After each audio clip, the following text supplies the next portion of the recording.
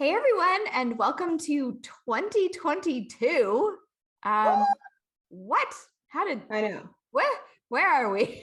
I don't even know. I don't really know. So it's a fine question. It's like an existential question at this point. We thought it would be fun to start the year with a travel fact or fiction type episode. So we're going to be chatting about some common travel myths and whether or not they are true. But first of all, Meggan, how was your holidays? They were lovely. We did get to see my parents for a few days, which was nice. And then we've just been relaxing for the last two. And we actually started the Matrix trilogy. I've never seen it before. So, and there's a new one of those. So we might get to see that. But yeah, that's what we've been doing for the last couple of days at home. How about you? That's very exciting. I also had a good holiday and got to see some family. And I saw my first James Bond movie and my first Rocky movie this holiday. Oh wow, these are big trilogy. I suppose not trilogy because James Bond there's like 20, There's like 200 of them. Jillian. I saw like yes, but Rocky. Oh, that's good. I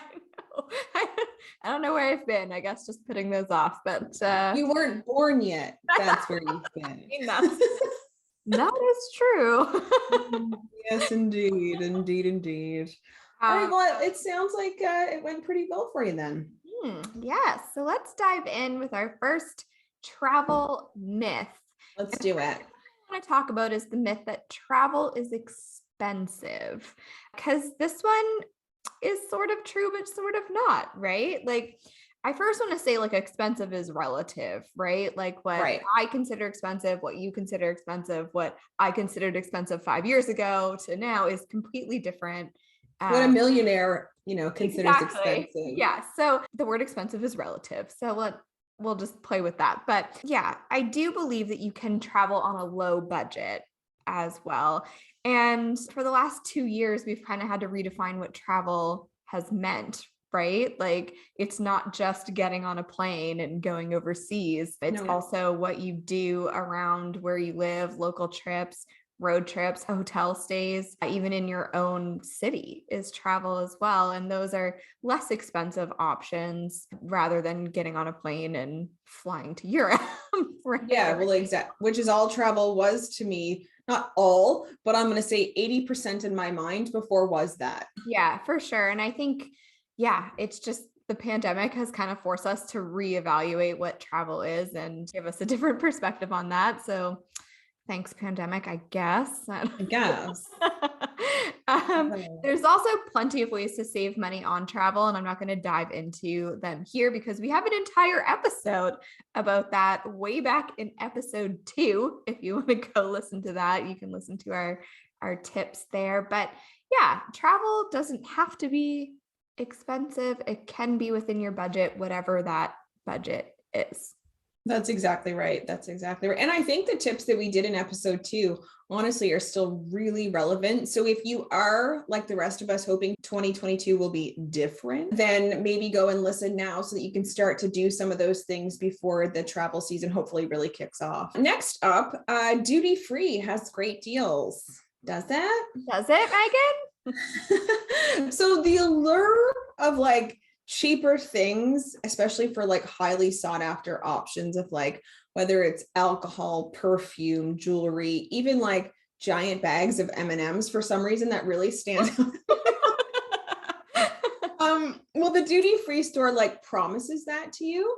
So like we've all been there. You're killing time in an airport, your vacation's over, the dopamine rush of like doing the things is gone, and you're like, maybe I do need a pair of really nice sunglasses. We should go check those out. It doesn't mean it's cheaper though. Not always and not often, actually. Items are like free of duty, so essentially tax, but it also means in most cases the base price is raised.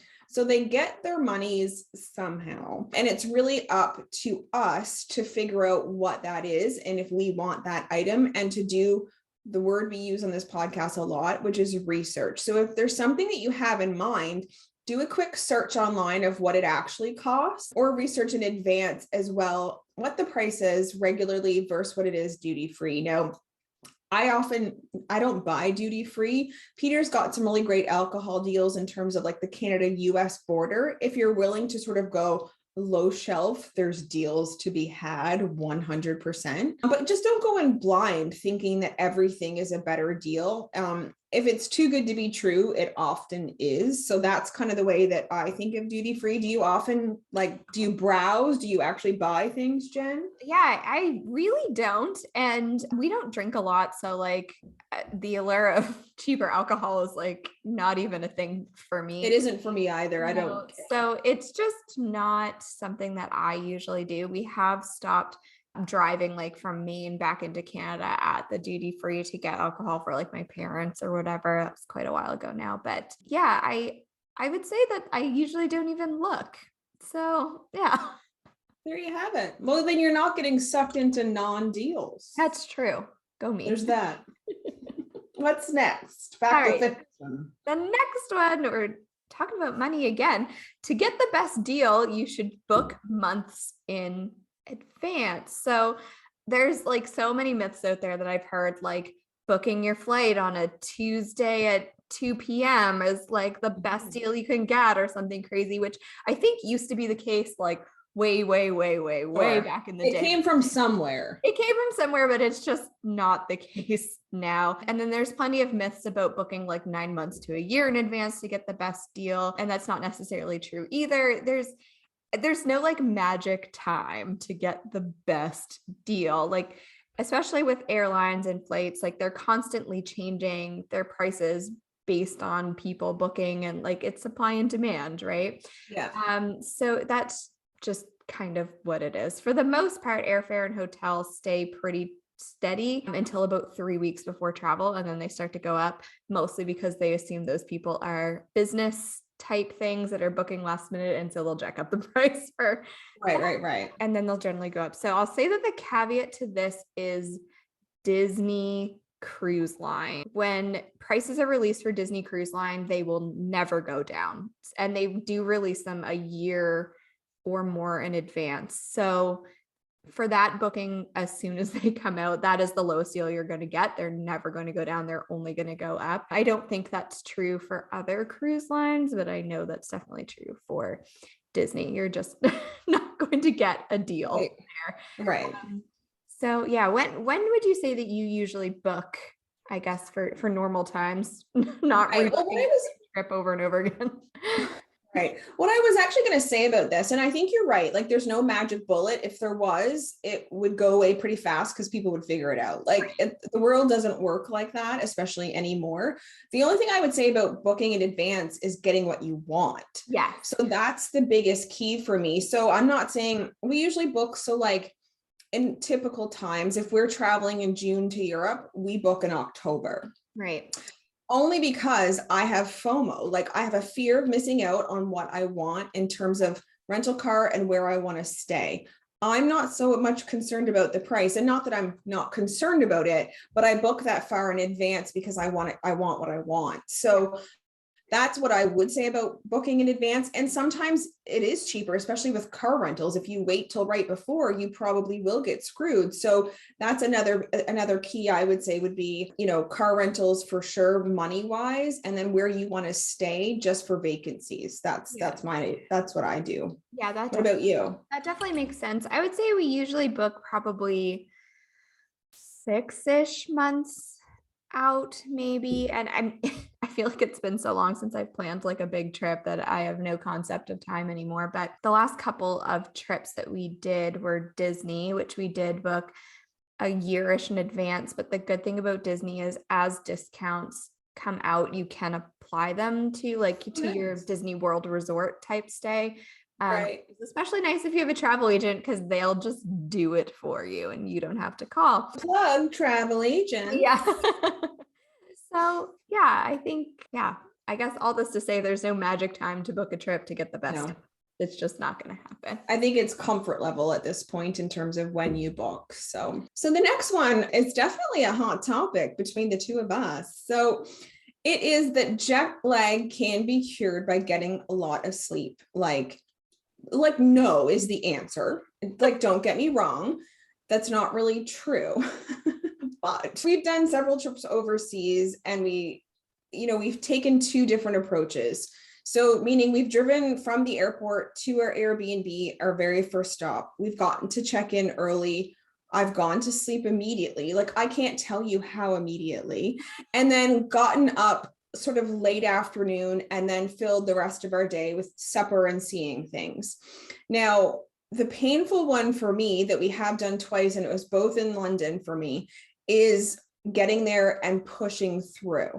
So pushing through and going to bed at a regular time, which is definitely recommended, especially for your circadian rhythm and just really to stay on track. But I am a zombie without proper sleep. Like, I can't even talk properly and I'm cranky, just a smidge. And yes, I understand too, by doing it this way, you lose some time. So like 3 or 4 hours in the afternoon. But for me to not be a zombie, it really does make up for that. And so that's why I do it. And Peter would probably be like you if he wasn't with me. but since he does go to sleep with me, and then we get back up and have the evening. So that's kind of the way that I approach it. But that's only because that's the way my body works. You know what I mean?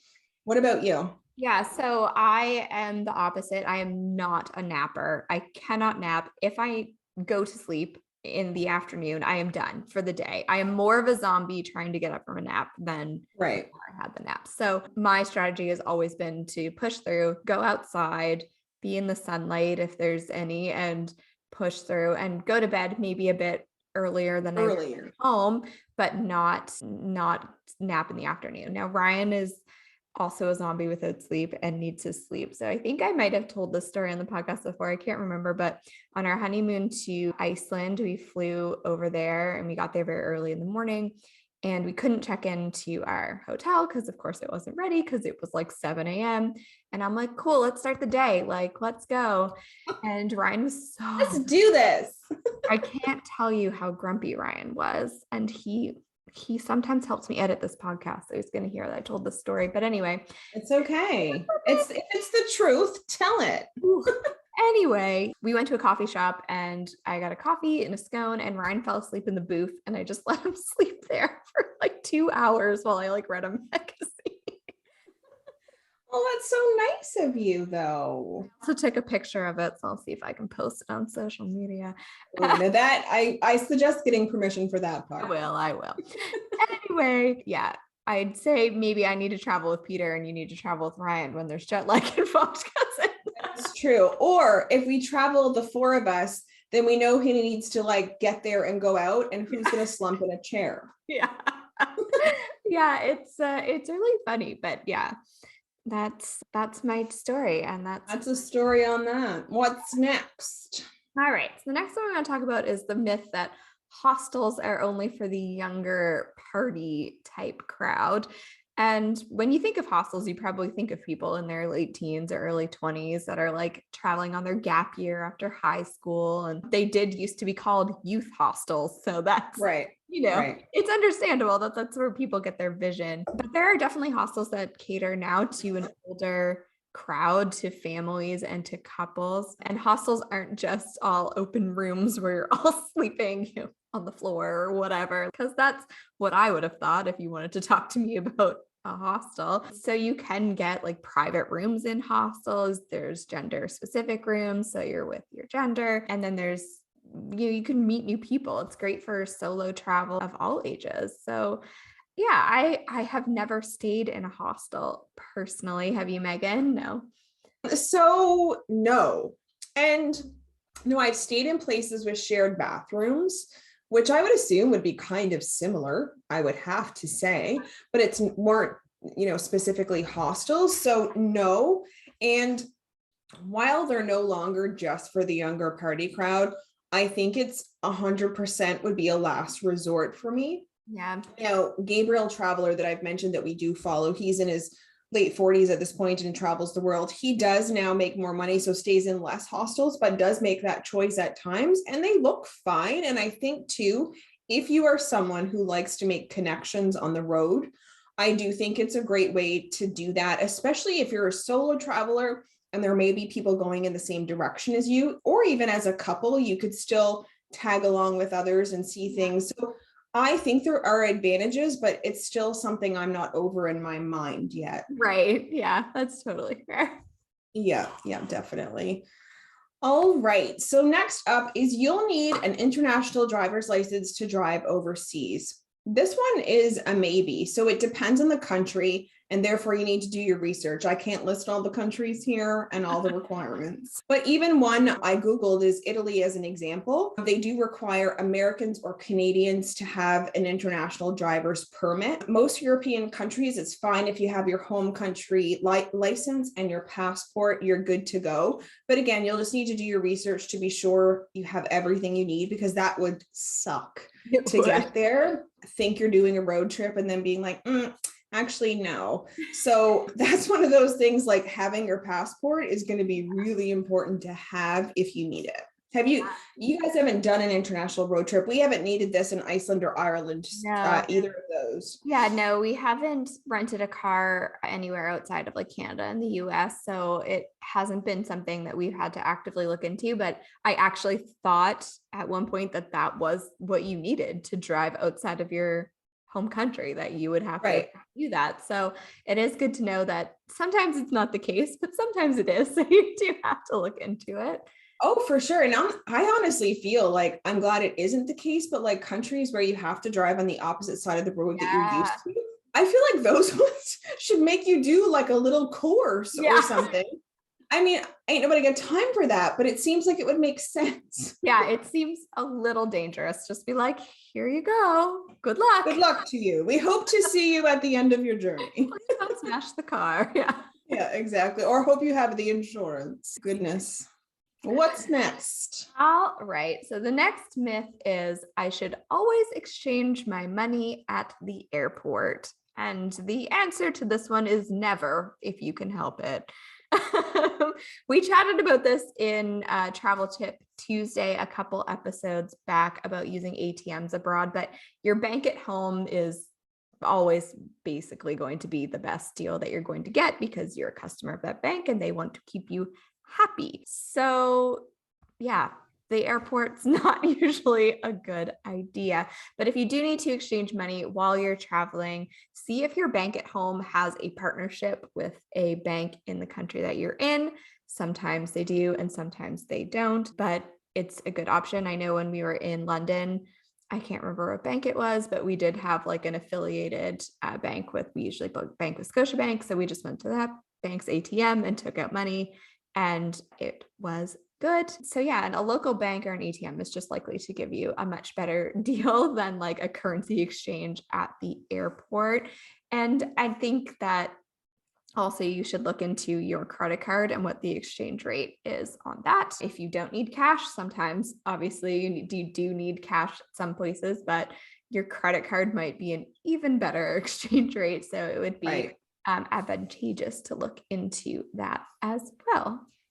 There's somewhere we traveled, I'm going to say Mexico, where we actually went into a bank and got money, and the exchange rate was really good. Like we were able to get a good rate. But yeah, I mean, I was going to say hospital. Please don't get money at the hospital, but airport in a pinch. I mean, whatever you need to do if you are in a situation, but it's just really should be last resort, of course. We got money at a bank in Iceland both times that I went. Like we landed and went to the bank to exchange money.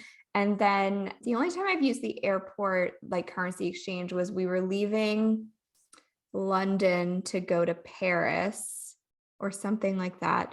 And we had only like a little bit of like pounds left. I guess we were leaving London. So we only had like a little bit of pounds left, and I just wanted to exchange them for euros. It was a very like small amount of money, like probably, I don't know, less than $50 Canadian, right? So I wasn't really worried about the exchange rate because I was going to come home with this cash. That what was I going to do with it? Right. So I just exchanged it for the euros at the airport. Not the best deal, but it's better than coming home with like a bunch of money that I can't use in my home country either. Oh, well, 100%. And I think that's actually, not a bad time to use it, because if you're going from one European country to another, you may need money right when you arrive. So it's good to have a little bit of cash on hand. So I don't think that's a bad situation to have used it anyway. Yeah, I agree.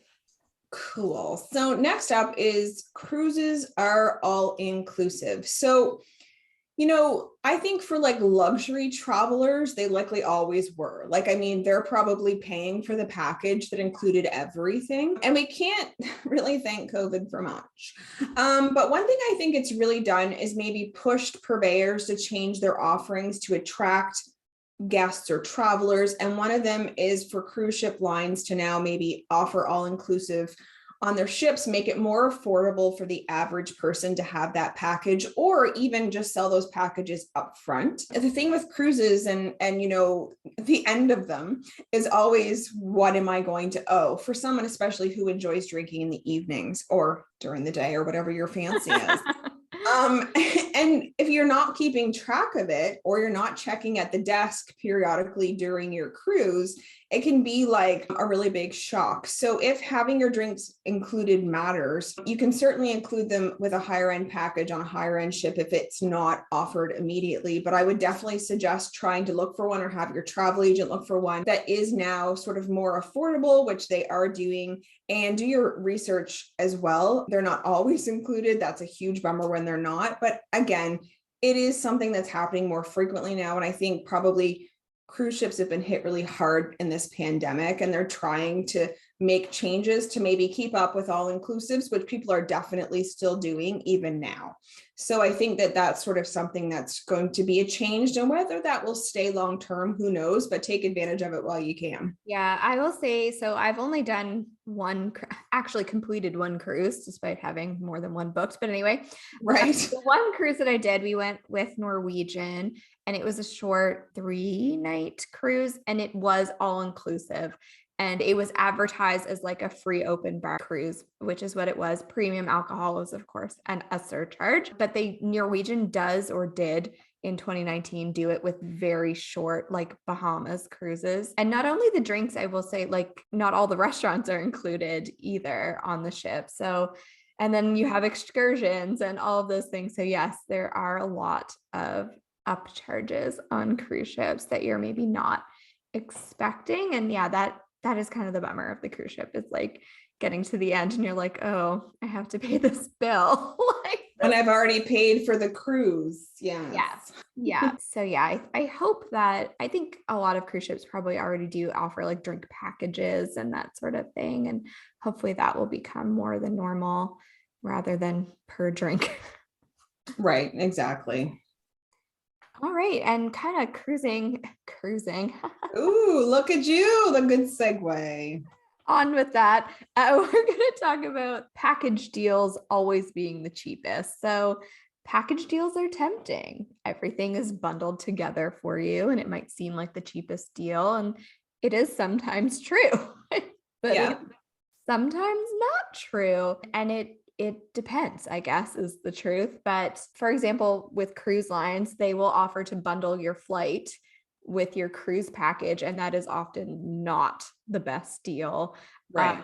But if you're talking about going to Cuba, obviously an all-inclusive package to Cuba is much better deal than trying to like a la carte book a hotel in Cuba and a flight to Cuba. Like that's not going to happen, basically. Yeah. So it depends. I've booked packages out of convenience, especially to Disney.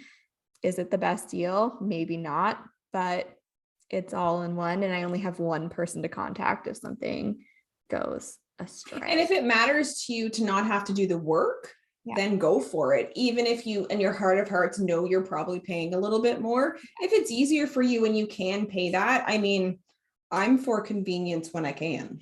Yeah. And yeah, it right now it's a comfort level for everything, right? Like getting your money back from one supplier instead of 3 might be worth it. So yeah. Isn't it so sad that that's how we think now? How can we get our money back when this doesn't happen?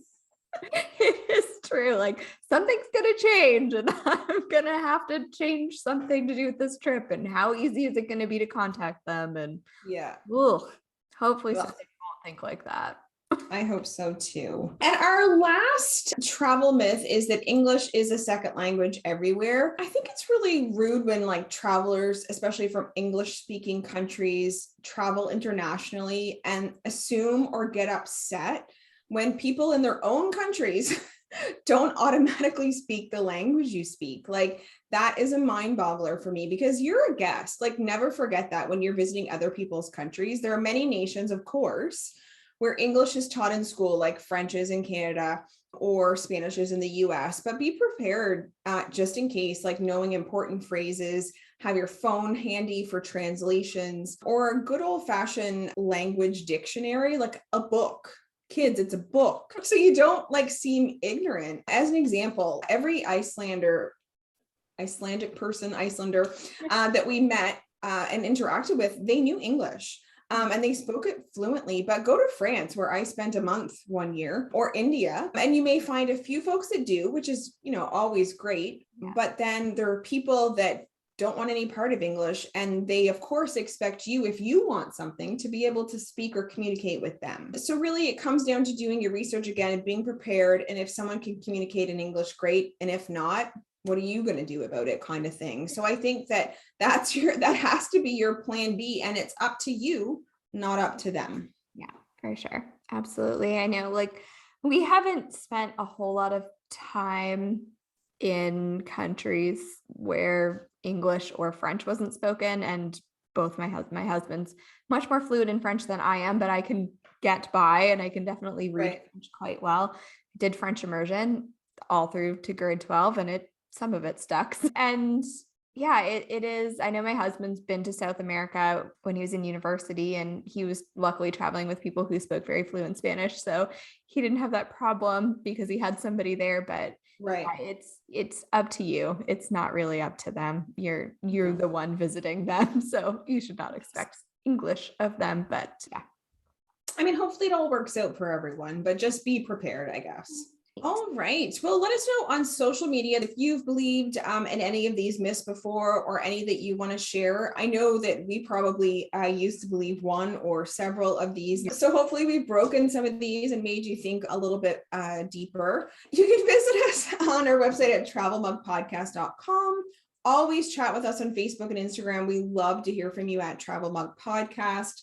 And if you wouldn't mind leaving us a review, it'd be an amazing way to kick off 2022, don't you think? Yes. And Spotify has now kicked off reviews on Spotify. It's not just Apple Podcasts. So if you're listening on Spotify, you're up. It's your turn. Give us a 5-star review. And we're so cute. We would love it. How could you not want to rate us? So thanks so much for tuning in. Here's to a great 2022, everyone. Bye. Bye.